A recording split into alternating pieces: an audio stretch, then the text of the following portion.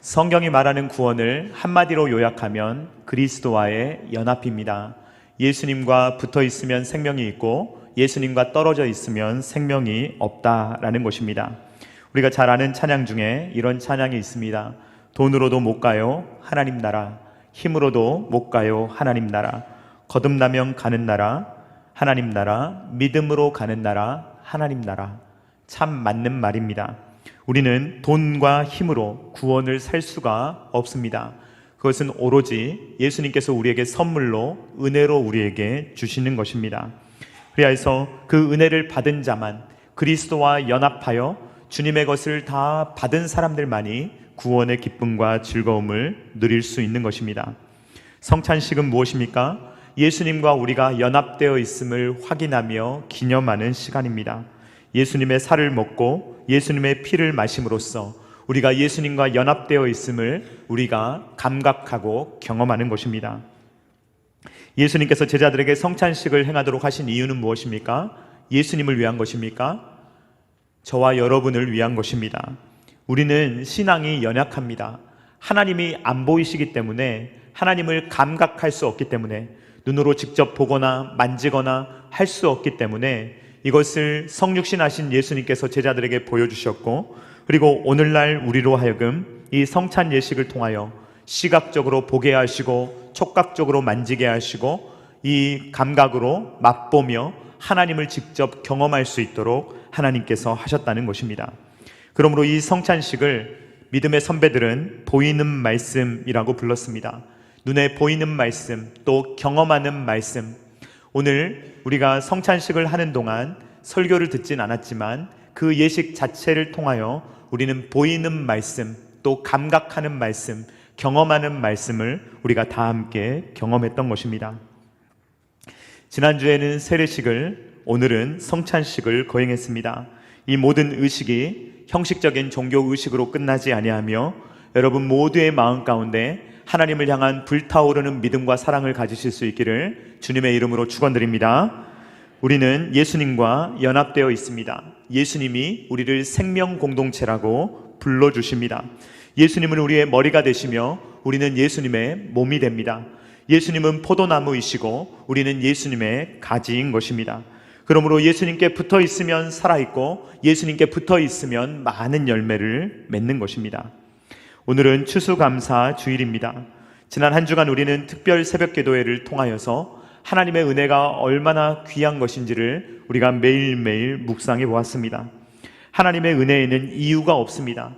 하나님의 창조의 이유가 없고 하나님의 구원의 이유가 없습니다. 저와 여러분을 왜 사랑하시는지 도대체 이유를 알 수가 없습니다. 그러나 확실한 것은 무엇입니까? 주님께서 우리를 사랑하신다는 것입니다. 너무나도 사랑하신다는 것입니다. 물과 피를 다 흘리시며 우리에게 다 모든 것을 주시기까지 주님이 우리를 사랑하신다라는 것입니다. 그 사랑을 주님께서 우리에게 확증하시려고 우리에게 언약을 미리 주셨고, 이 언약, 내가 반드시 구원하겠다는 약속을 주시고 그 약속이 이루어지는 것을 성경에 다 기록해 놓으시고, 그리고 결국 그 약속을 이루신 것이 바로 예수 그리스도의 사역이며 오늘은 그 약속이 이루어진 이유를 우리는 살아가고 있는 것입니다. 언약은 무엇입니까? 피로 맺는 것입니다. 목숨을 걸고 맺는 것입니다. 하나님께서 하나님의 목숨을 걸고 우리와 언약을 맺어주시고 그것을 실제로 이루어 주셨다 하는 것입니다. 주님은 이제 주님의 몸과 우리의 몸을 묶어버리십니다. 그리하여서 주님 홀로 가지 아니하시고 주님이 가는 곳에는 언제나 우리를 데리고 다니십니다. 그리스도와 연합이 되면 우리는 주님과 언제나 연결되어 있습니다. 주님과 연결되어 있는 사람들에게 예수님께서는 우리를 고아처럼 홀로 내버려 두지 아니하시려고 우리 가운데 성령 하나님을 보내주시고 언제나 내가 너와 함께하고 있다, 임마누엘의 하나님이다 라고 말씀하시며 성령 충만함으로 우리 가운데 거하시는 것입니다.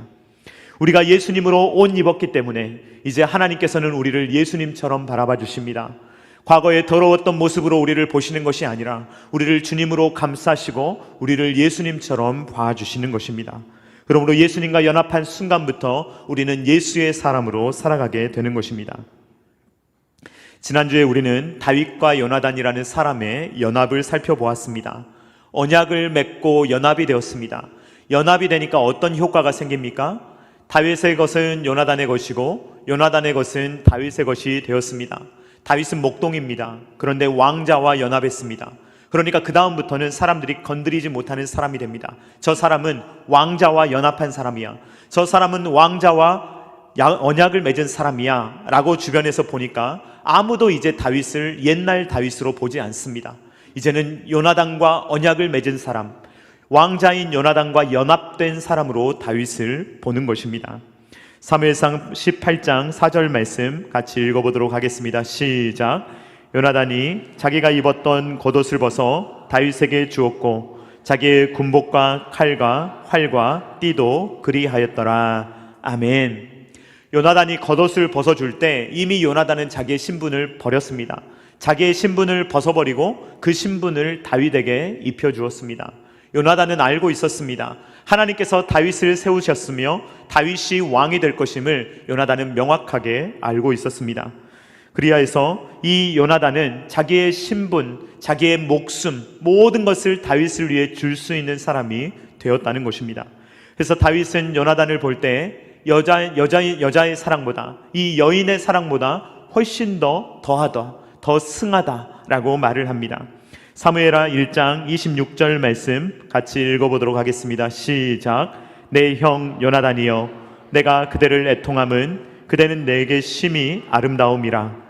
그대가 나를 사랑함이 기이하여 여인의 사랑보다 더하였도다. 아멘. 요나단이라고 왕이 안 되고 싶었겠습니까? 세상의 역사를 살펴보면 여러분 얼마나 더럽습니까? 세상의 역사 중에 왕위에 오르려고 얼마나 지저분한 일을 하는지 모릅니다. 아버지가 자녀들을 죽여버리기도 합니다. 자녀들이 아버지를 죽여버리기도 합니다. 형제들을 싹 죽여버리기도 합니다. 자기가 왕이 되려고, 자기가 왕좌를 차지하려고 많은 사람들이 탐욕을 부립니다. 그런데 요나단은 그렇지 않았습니다. 요나단에게는 하나님의 뜻이 우선이었고 언약 관계가 우선이었습니다. 자기가 손해볼지언정 언약을 맺은 사람에게 해를 입히는 일을 절대로 하지 않는 것입니다. 자신의 겉옷을 벗어주었을 때 그냥 상징적으로 벗어준 것이 아닙니다. 진짜로 벗어준 것입니다. 내 왕이 마저도 당신의 것이다 라고 다윗에게 벗어준 것입니다. 사무엘상 23장 17절 말씀 같이 읽어보도록 하겠습니다. 시작. 곧 요나단이 그에게 이르기를 두려워하지 말라. 내 아버지 사울의 손이 내게 미치지 못할 것이요 너는 이스라엘의 왕이 되고 나는 내 다음이 될 것을 내 아버지 사울도 안다 하니라. 아멘. 요나단을 끌어가는 것은 탐욕이 아니었습니다. 요나단을 끌어가는 것은 이익이 아니었습니다. 요나단을 끌어가는 것은 하나님이시요 하나님의 뜻이요 언약이었습니다. 그러므로 요나단은 어떠한 상황 가운데서도 다윗과의 언약을 신실하게 지키는 사람이었습니다. 그런데 요나단 말고 사울이 있습니다. 사울은 어떤 사람입니까? 사울은요, 굉장히 자기중심적이고 굉장히 조건적인 사람이며 굉장히 계산적인 사람입니다. 사울은 이제 이 다윗을 죽이려고 하는데 이유가 무엇이냐면 다윗의 인기가 너무 높아졌기 때문입니다. 사무엘상 18장 7절로 8절 말씀 같이 읽어보도록 하겠습니다. 시작. 여인들이 뛰놀며 노래하여 이르되 사울이 죽인 자는 천천히요 다윗은 만만이로다 한지라. 사울이 그 말에 불쾌하여 심히 노하여 이르되 다윗에게는 만만을 돌리고 내게는 천천만 돌리니 그가 더 얻을 것이 나라 말고 무엇이냐 하고. 여러분, 다윗이 잘못한 것이 무엇이 있습니까? 다윗이 잘못한 것은 하나도 없습니다. 다윗의 잘못이라면 나라를 위해서 또 하나님을 위해서 목숨을 걸고 싸운 죄밖에 없습니다. 골리앗이 나와서, 키가 엄청나게 큰 골리앗이 나와서 막 화를 도발합니다. 이스라엘을 모욕하고 하나님을 모욕합니다. 모든 사람이 그냥 참고 있습니다. 하나님을 모욕하는데도 모든 사람이 나서지 않습니다. 골리앗이 너무 크고 강대해 보였기 때문입니다. 이스라엘 중에 골리앗과 싸울 만한 키 큰 사람은 누구입니까? 그나마 우리가 알 수 있는 사람은 사울밖에 없습니다. 사울은 다른 사람보다 머리 하나가 더 큰 사람이었습니다. 또 이스라엘의 왕 아닙니까? 만약에 나가야 된다면 사울 왕이 나가야 합니다. 그런데 사울 왕은 백성들 뒤에 숨어서 나가지 않습니다. 그런데 이때 다윗이 나갑니다. 다윗은 견딜 수가 없습니다. 자기가 사랑하는 하나님을 모독하는, 이스라엘 나라를 모독하는 골리앗을 견딜 수가 없었습니다. 그래서 다윗이 나가서 골리앗을 쓰러뜨립니다. 이때 사울은 어떻게 합니까? 기뻐합니다. 매우 좋아합니다. 왜냐하면 골칫거리를 없애줬기 때문입니다. 이후에도 다윗이 승승장구합니다. 그런데 이제 슬슬 다윗이 눈에 거스리기 시작합니다. 왜냐하면 자기보다도 인기가 많아지기 때문입니다. 처음에 이 사울은 다윗을 어떻게 했는 줄 아십니까? 성경이 기록하기를 다윗을 크게 사랑했다, 매우 사랑했다라고 그렇게 기록하고 있습니다.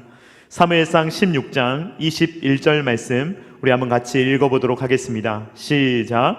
다윗이 사울에게 이르러 그 앞에 모셔 서매 사울이 그를 크게 사랑하여 자기의 무기를 드는 자로 삼고. 아멘.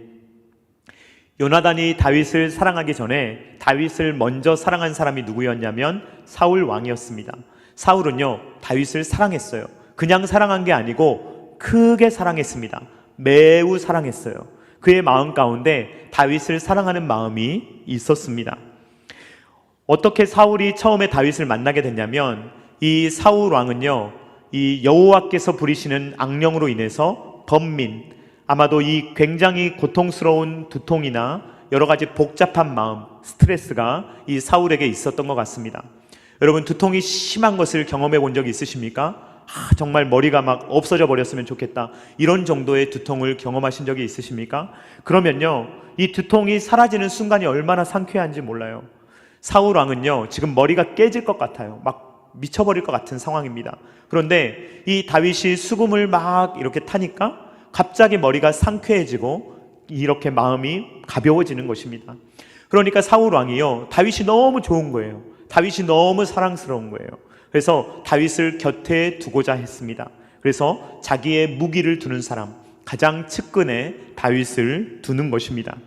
그런데 자기를 이롭게 할 때, 자기의 머리를 상쾌하게 하고 골칫거리인 골리앗을 없애주고 주변의 여러 골칫거리들을 해결해 줄 때는 다윗을 사랑했어요.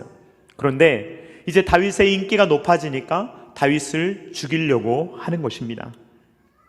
여러분, 이 사울이 처음부터 다윗을 사랑했습니까? 아닙니까? 처음부터 다윗을 사랑한 것이 아니에요. 사울이 사랑한 건 무엇입니까? 자기 자신이에요. 다윗이라는 대상을 사랑한 게 아니고 그냥 자기를 사랑한 겁니다. 그러면 왜 다윗을 사랑했다라고 기록되어 있습니까? 다윗에게 이용 가치가 있는 것을 사랑했다는 말이에요. 그러니까 써먹을 만한 거예요. 매우 사용할 만한 거예요. 그러니까 다윗이 이로운 거예요. 그러니까 다윗이 나에게 이익을 주는데, 그러니까 사울이 다윗을 매우 사랑했던 것입니다. 그런데 이제 이용 가치가 사라졌어요. 이제 더 이상 써먹을 데가 없어요. 그리고 자기 자리를 위협해요. 그러니까 제거해야 되겠는데, 이런 마음이 사울에게 생기는 것입니다. 그러니까 사울이 다윗을 사랑한 것은요, 사랑이 아니에요. 그냥 이용해 먹으려고 하는 거예요.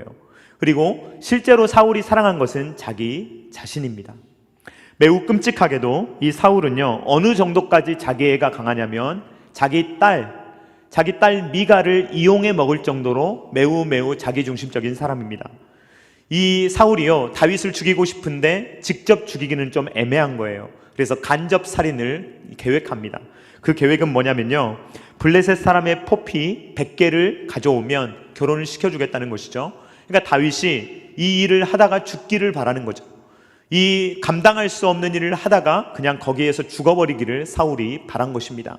그것을 이루기 위해서 자기의 딸 미갈을 상품으로 사용하는 거예요.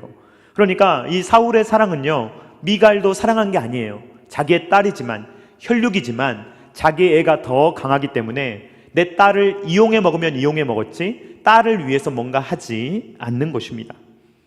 사울은 이 다윗을 죽이는 일에 실패합니다. 그러니까 직접 자기가 단창을 던져 죽이려고 하질 않나, 다윗을 이잡듯이 잡아서 죽이려고 다윗을 쫓아다니는 그러한 사울 왕의 모습을 우리는 나중에 발견하게 됩니다. 지난주에 제가 전했던 말씀과 이어서 오늘 우리는 두 종류의 사랑을 발견하게 됩니다. 하나는 바로 사울과 다윗 사이에 있었던 사랑이고, 다른 하나는 요나단과 다윗 사이에 있었던 사랑입니다. 다윗은 공통적으로 있죠. 그리고 사울, 요나단, 이 두 사람은 차이가 있습니다. 사울의 사랑은 어떤 사랑입니까? 이 사울의 사랑은 매우 조건적이고 매우 자기중심적이고 매우 모든 것들을 계산하는 그러한 사랑입니다. 그래서 다윗하고 관계를 맺는 유일한 이유는 다윗이 유용하기 때문이에요. 자기가 써먹을만 하기 때문에 다윗과의 관계를 맺는 것입니다. 그런데 다윗이 이용 가치가 없다? 그러면 바로 관계를 잘라버리고 자기에게 위협을 준다? 얼마든지 상대방에게 가해할 수 있는 사랑이 바로 사울과 다윗의 관계입니다. 이런 사울의 모습을 보면 데이트 폭력이 떠오릅니다. 여러분, 참 이상하지 않습니까? 남녀가 사랑해서 만났는데 어느 순간 때리는 거예요. 어떻게 하면 남자가 여자를 때릴 수가 있겠습니까? 정말 이상한 사람 아닙니까? 알고 보면 이 남자는요, 여자를 사랑한 게 아닌 거예요. 여자를 사랑한 게 아니고 누구를 사랑한 겁니까? 자기를 사랑한 거예요. 자기를 사랑하는 데 있어서 여자를 이용한 거죠. 여자를 필요에 따라서 자기에게 기쁨이 되는, 자기에게 도움이 되는, 자기의 욕구를 충족시키는 일에 여자를 사용한 다음에 이 여자가 만약에 그것을 해주지 못하면 폭력을 가하는 것입니다. 이게 바로 데이트 폭력입니다. 그러니까 처음부터 여성을 사랑할 때 사랑의 대상으로 본 게 아니죠. 뭘로 본 겁니까? 이용해 먹을 거리로 본 거예요. 근데 이용 가치가 없으니까 그냥 버리는 것입니다. 그러니까 데이트 폭력이 가능한 것입니다. 요나단과 다윗의 사랑은 정반대예요. 이것은요, 무조건적인 사랑이며 이타적인 사랑이며 계산하지 않는 사랑입니다. 머리 쓰지 않아요. 이 사람과 관계를 맺으면 나에게 도움이 될까? 여기 이 사람한테 내가 뜯어낼 게 있을까? 이렇게 사람에게 접근하지 않아요. 그냥 마음이 딱 하나가 되고요. 이 사람이 나에게 이익을 주든 나에게 피해를 주든 상관없어요. 그 사람과 딱 붙어서 그 사람과의 의리를 지키고 끝까지 그 사람과 함께 가는 것이 바로 언약적인 사랑입니다. 마음이 묶이고 그리고 재물이 묶이고 목숨까지도 묶이는 것, 이것이 바로 언약적인 사랑입니다. 좋을 때만 사랑하고 좀 어려우면 헤어져 버리는 이러한 관계가 아니고 어떠한 상황에서도 서로가 함께 가는 관계가 바로 언약적인 관계입니다. 어거스틴이라는 신학자가 있습니다. 이 사람은요, 일찍이 사랑을 두 종류로 나눴어요. 하나는 이용적인 사랑, 다른 하나는 향유적인 사랑입니다. 향유라는 말을 잘 사용하지 않는데, 향유는 어떤 말이냐면 상대방을 진심으로 위하는 마음이에요. 그러니까 사랑을 할 때 내가 상대방을 진짜 사랑하는 거예요. 상대방을 위해주는 사랑이 향유예요. 이용은 사랑이 나에게 있어요. 내 사랑을 충족하지 못하면 이용 대상은 제거해버려요. 그런데 향유의 사랑은 뭐냐면 이 사람이 나에게 서로 아픔을 준다 할지라도 그 사람을 품는 것이 향유적인 사랑입니다. 그러니까 사용과 사랑 이렇게 말할 수가 있겠죠. 이러한 사랑, 이 두 종류의 사랑이 있어요. 그런데 여러분, 오늘 본문에서 우리가 한 가지를 좀 더 생각해 봐야 되는데요. 자, 사울과 다윗의 관계가 있어요. 그리고 이 요나단과 다윗의 관계가 있습니다. 그런데 여러분, 이 두 사람 사이에 관계가 있어요. 어떤 관계가 있죠? 사울과 요나단은 어떤 관계입니까? 혈연 관계예요. 아버지이고요, 아들이에요. 또 하나의 관계가 있어요. 왕이고 왕자지만 백성이에요. 그렇죠? 왕은 아니니까. 그러니까 이 혈연 관계고요, 그 다음에 그 군주와 신하와의 관계예요. 지금 이런 관계입니다. 자, 이런 관계 속에서 이 사울의 명령을 요나단이 거부하기 쉽겠습니까? 어렵겠습니까? 요나단이 거부하는 것은 거의 불가능합니다. 그런데 사울은 어떻게 이야기하느냐? 철저히 인본주의적인 관점, 철저히 계산적인 관점으로 이렇게 이야기합니다. 사무엘상 20장 30절부터 31절 말씀 우리 한번 같이 읽어보도록 하겠습니다. 시작. 사울이 요나단에게 화를 내며 그에게 이르되 패역 무도한 계집의 소생아, 내가 이새의 아들을 택한 것이 내 수치와 내 어미의 벌거벗은 수치됨을 내가 어찌 알지 못하랴. 이새의 아들이 땅에 사는 동안은 너와 내 나라가 든든히 서지 못하리라. 그런즉 이제 사람을 보내어 그를 내게로 끌어오라. 그는 죽어야 할 자인이라 한지라. 아멘. 사울과 요나단의 입장에서 보면 어떻게 보면 지극히 당연한 이야기입니다. 너무 당연하지 않습니까? 왕위를 위협하는 사람이 나타났어요. 그러면 그 사람을 제거하는 것이 어떻게 보면 지극히 당연한 일입니다. 그런데 이 요나단은요, 그렇게 하지 않습니다. 요나단은 아버지를 동조하지 않아요. 왜냐하면 다윗과 언약 관계를 맺었기 때문입니다. 자, 여러분, 50년 전만 한번 생각해 보십시오. 아버지의 말씀에 거역할 수 있습니까? 없습니까? 아버지의 존재는요, 절대적인 존재예요. 그런데 50년, 100년 전의 대한민국보다 지금 이 사울 왕이 사는, 요나단이 사는 시대는요, 훨씬 더 가부장적인 사회예요. 그런데 그런 사회에서 아버지가 이런 말을 했어요. 그래서 다윗은 죽어야 돼. 그러면 말대꾸할 수 있습니까? 없습니까? 말대꾸할 수 없어요. 그런데 요나단은 이렇게 이야기를 합니다. 사무엘상 20장 32절 말씀 같이 읽어보도록 하겠습니다. 시작. 요나단이 그의 아버지 사울에게 대답하여 이르되 그가 죽을 일이 무엇이니까 무엇을 행하였나이까? 이 요나단은요, 끝까지 다윗의 편에 섭니다. 그렇다고 해서 요나단이 불효자는 아니에요. 나중에 보면요, 사울의 옆을 끝까지 지켰어요. 사울이 전쟁을 할 때 요나단도 옆에 있었고, 전쟁 때 요나단도 전사합니다. 그러니까 아버지에게 불효자가 된 게 아니에요. 그렇지만 동시에 혈연 관계보다 요나단이 더 귀중하게 여겼던 게 무엇입니까? 언약 관계예요. 여러분, 이게 조금 여러분들에게 어렵게 받아들이실 수 있는 분도 있을 수 있습니다. 그런데 여러분, 혈연 관계를 뛰어넘는 관계가 무엇입니까? 언약 관계예요. 생명으로 맺어져 있는 언약 관계가 이 혈연 관계보다 우선한 거예요. 그러니까 요나단은 왕으로서, 아버지로서 이 사울 왕의 말을 들어야 되지만 이 다윗을 편들지 않을 수가 없는 거예요. 왜요? 다윗이 잘못하지 않았기 때문에. 다윗이 옳은 일을 했는데 이것을 사울 왕이 그냥 일방적으로 핍박하기 때문에 끝까지 요나단은 이 다윗의 편에 서고, 나중에 다윗이 목숨을 건지는 일에 있어서 요나단이 도움을 주는 모습을 발견하게 됩니다. 사랑하는 성도님들, 우리를 향한 하나님의 사랑은 어떤 사랑입니까? 이용하는 사울의 사랑입니까? 아니면 향유하는 요나단의 사랑입니까? 전자입니까? 후자입니까? 네, 전자라면요, 우리는 신앙생활 못합니다. 하나님께서 우리의 이용 가치를 보시고, 와, 얘는 좀 봉사 좀 하는데, 얘는 헌금 좀 하는데, 그럼 주님이 막 좋아해 주시고, 조금 일 안 하고 예배 빠지고 그러면 버려버리고, 이러면 우리가 신앙생활 할 수 있겠습니까? 없겠습니까?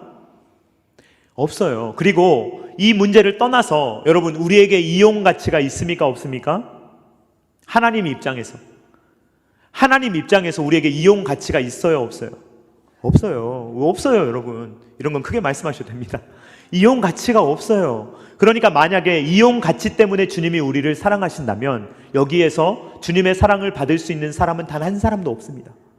그 창조주 하나님의 마음에 충족할 만한 이용 가치를 가진 사람은 전혀 없어요. 그런데 주님의 사랑은 이용적 사랑이 아니다라고 성경이 말하는 것입니다.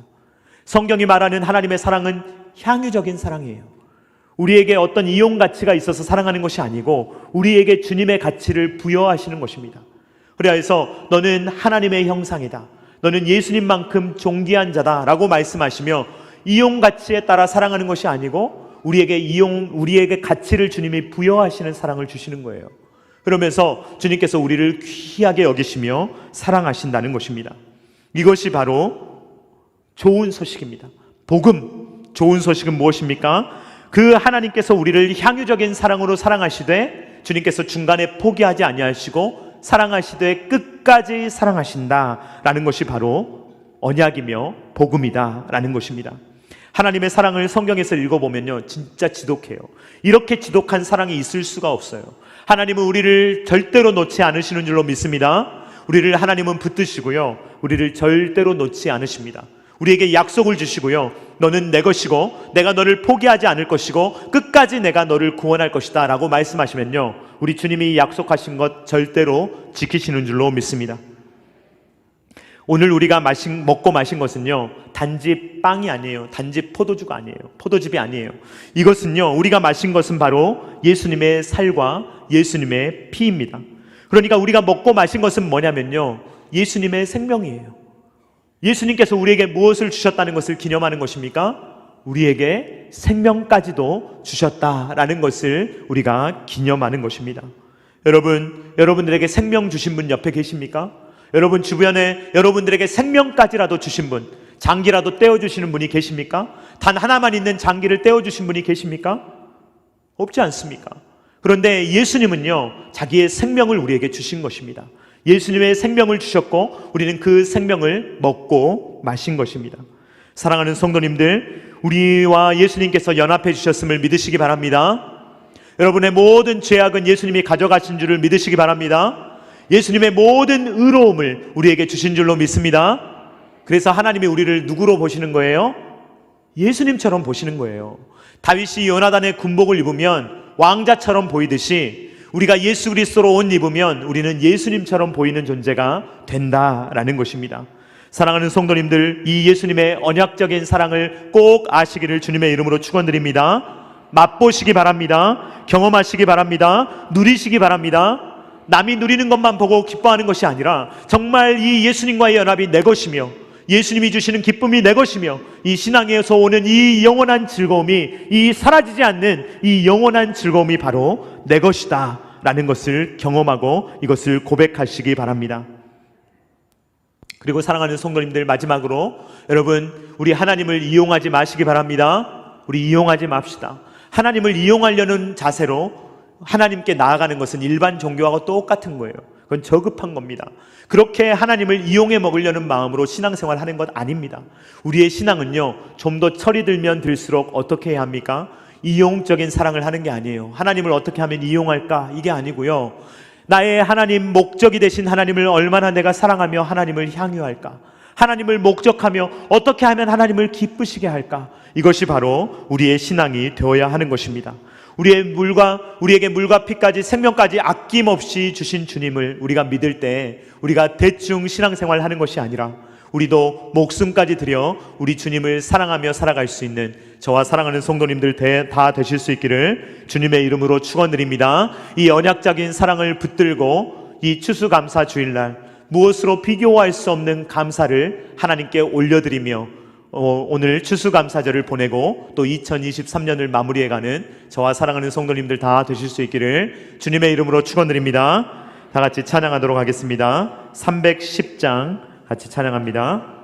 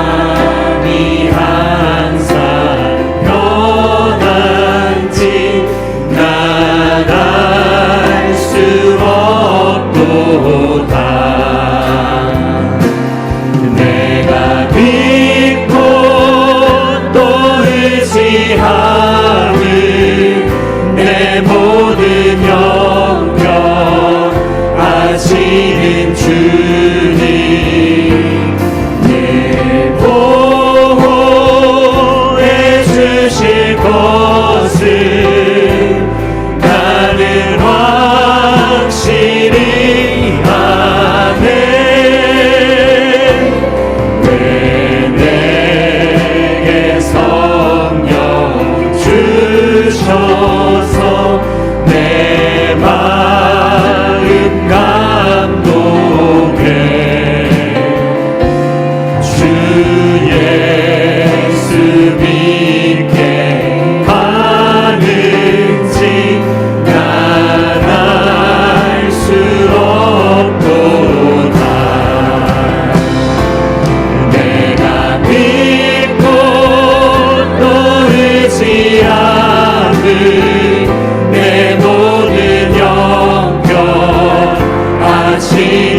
주님 늘 보호해 주실 것을 나는 확실히 아네. 주 언제 강림하실지 밤에 온낮에 또 주님 만날 그곳도 난 알 수 없도다. 내가 믿고 또 의지함은 내 모든 형편 아시는 주님 늘 보호해 주실 것을 나는 확실히 아네. 이 시간에 잠깐 조용히 기도하도록 하겠습니다. 조용히 기도할 때 정말 주님의 그 언약적인 사랑, 주님의 그 향유하시는 사랑으로 말미암아 주님께서 우리를 정말로 얼마나 사랑하시길, 주님께서 목숨을 주기까지 우리를 사랑하셨다라는 것을 우리가 기억하며 우리가 또 1년을 돌아보며 주님 정말 주님 앞에 감사한 것뿐입니다 라고 고백할 수 있는 시간 우리 조용히 기도하며 갖도록 하겠습니다.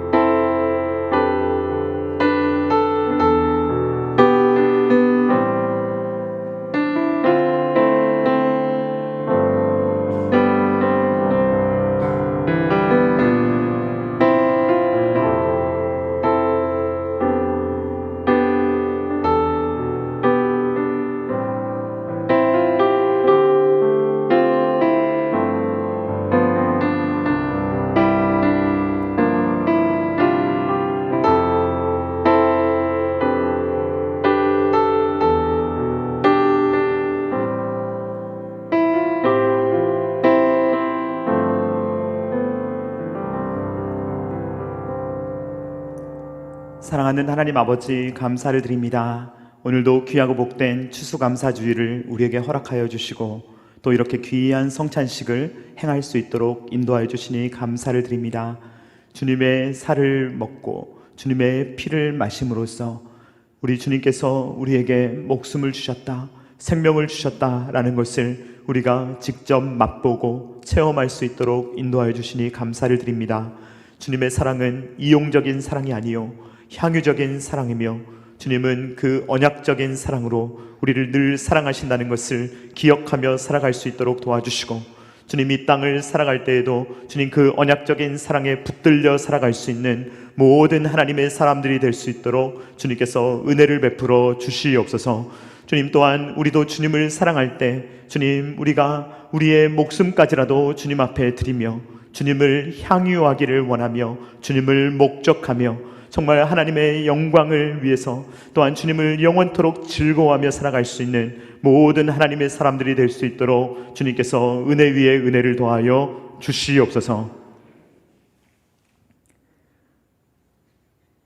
이제는 우리 구주 예수 그리스도의 십자가의 무한하신 은혜와 독생자 아들을 아낌없이 내어주신 성부 하나님의 사랑하심과 성령 하나님의 감동, 감화, 역사, 교통하심이 우리를 주님의 그 향유적인 사랑으로 사랑하시되 끝까지 사랑하시며 언제까지나 우리를 사랑하시되 목숨까지 주시는 그 주님의 사랑을 붙들며 그 사랑으로 살아가기를 원하는 사랑하는 모든 주의 자녀들의 머리 위에와 각 가정과 주님께서 피로 값주고 사신 첨단 계라시교회 위에와 조국과 세계 열방 가운데 이제로부터 영원토록 함께 있기를 간절히 축원하옵나이다. 아멘.